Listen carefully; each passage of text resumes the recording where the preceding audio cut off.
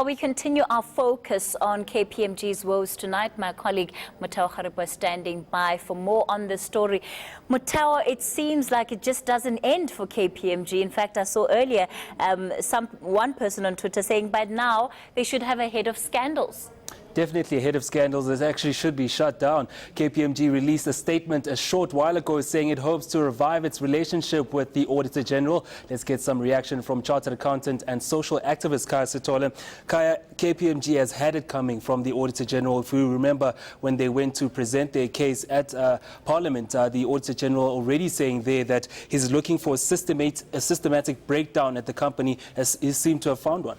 Yeah, I think when we remember what happened last year is that the Auditor General decided to adopt a wait-and-see approach when people asked why do you keep the mandates going on with KPMG in light of the scandals that existed back then. And I suspect that at that stage you could argue that perhaps these were once-off events that were happening within KPMG. But of course, the more you hear about the scandals, it does give the impression that there's been a systematic breakdown in the controls within KPMG. And of course, the Auditor General has got this big problem in that the type of audits that it is ultimately responsible for, which are public sector audits, are subject to a lot of scrutiny. So you do not want a lot of entities to now start rejecting audit findings on the basis that KPMG is involved. So the Auditor General didn't have a choice. They had to distance themselves from KPMG.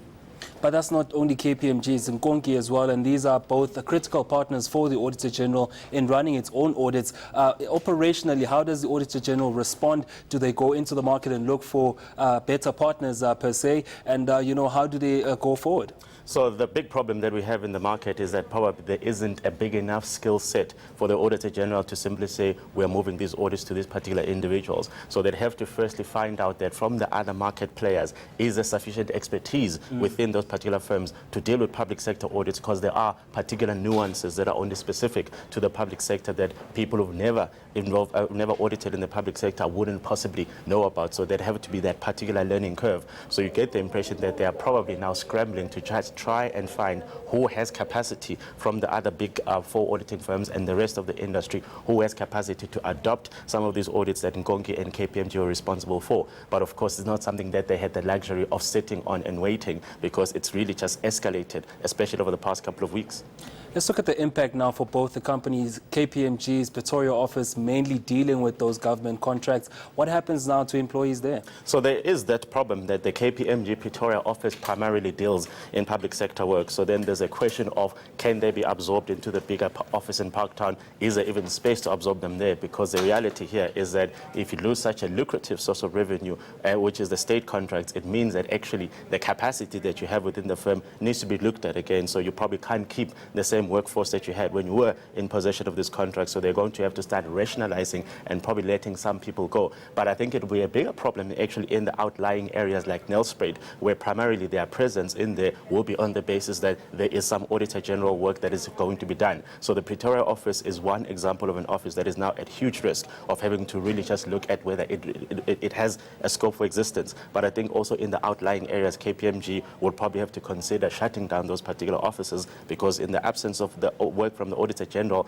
there isn't enough corporate activity out there to warrant the justification of creating a standalone office for KPMG.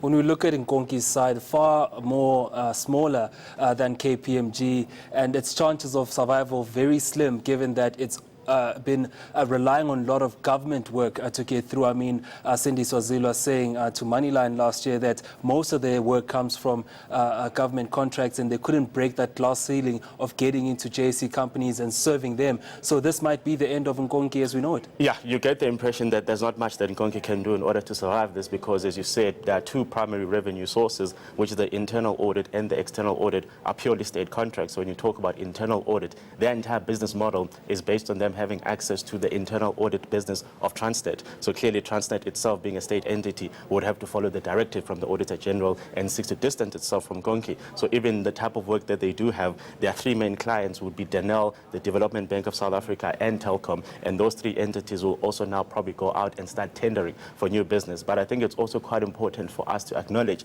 that the Nkonki conversation is a bit different to the KPMG conversation, in that you get the impression that the Nkonki implosion was self-directed. That idea of a management buyout being funded by Trillion Capital, and the person who did actually the buying saying that he didn't know where the money is coming from is actually quite simply nonsensical. So you should not be entertained. So we shouldn't really feel sorry for people who are really going to shoot themselves in the foot like that. Sad story. The bigger problem, though, for the audit industry in that there seems to be now a culture of flouting rules and the different regulations that are in the audit industry. And ironically, they have a sort of pessimism when they do audit companies, but now it's the public that has pessimism whenever there is a report by an audit company. So yeah, the trust conversation that existed between auditors and the public has completely broken down. And I don't think it's because the culture in the audit firms has changed recently. It's perhaps the way of us as the public seeing those breakdown relations has become escalated. And one suppose probably has to thank the Guptas for how we ended up here, because now we are really interrogating what our understanding of the profession is and what the profession's own understanding of what its role and responsibilities in relation to society are. So the way I looked at it is that there's this great expectation gap where we expect particular things from audit firms and they quite simply cannot deliver on those. So perhaps we should take a step back and look at the nature of the expectations that we have and look at whether the current auditing firms, in the way that they're structured, can ever deliver on those. And if they can't deliver on it, then we need to find an alternative way. But we cannot carry on the way that we've been doing for the past 100 years. You say there's a skills shortage there, and there's also the transformation problem, which with Nkonki gone now, or likely to be gone, there's going to be a bigger transformation problem for SAICA and the different bodies as well, to make sure that there are black representatives in the finance industry. How do you take the industry forward in terms of bringing trust, bringing the skill that's needed, and also making sure that it's transformed? Look, we've definitely gone a step backwards with the loss of Nkonki, or the impending loss of Nkonki, because the transformation conversation remains really unresolved. And if you remember, by this time last year, we engaged in a furious civil war with the big four auditing firms about the concept of audit firm rotation. And the reason I particularly back that concept is that I said that we've got this particular risk where only 4 auditing firms have got access to the lucrative businesses. Should any of them ever collapse, it will mean that we are not able to sort of tap into an alternative service provider and say, you must do the work, because in the absence of them having access to the big contracts, it means that they will never upscale their operations. So even now, for example, if I said that we're cancelling the work of KPMG, I should be able to say, oh, here's another number 5 auditing firm that is able to assimilate and take over that work. But of course, that is not the case in this country. So what you are trying to understand here is that in an environment where we are forcing these firms to rotate, the clients to rotate across auditing firms,